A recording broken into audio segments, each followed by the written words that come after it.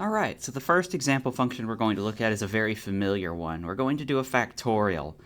And we can remember from previous lectures that that factorial of x is the product of all integers from 1 to x.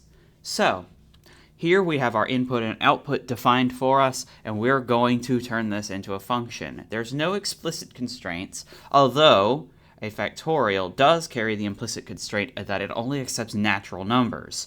So, we're not going to worry about that, just for the sake of our sanity and to keep this first example as simple as possible. So we're going to create a function that performs a factorial. Normally, with our functions, we want to begin them with some comments that explain what they do. So factorial is pretty self-explanatory. Otherwise, we would want to give a more complete sentence description. So we're going to say our input. We could say inputs, because it is possible for a function to accept multiple. We will say x as an integer. We're basically just copying it from the PowerPoints. And our output is result, an integer as well. So we begin our functions with the def keyword,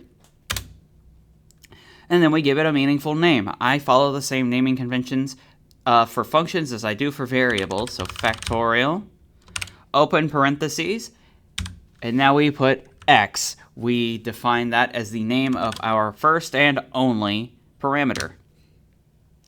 So, first thing we do, we define our result, and we initialize it to 1. And we're going to multiply x by this until we get our conclusion. So, we do this with a simple while loop. You can do it with a for loop if you want, but for the sake of readability, at least in my opinion, we're going to say while x is greater than 1, result times equals x. Remember, that is the same as saying result equals result times x. And then x minus equals 1. Decrement x by 1.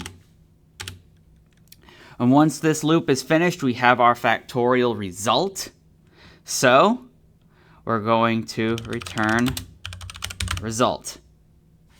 Now let's come down here to the bottom after all of our function definitions. I'm going to make another comment.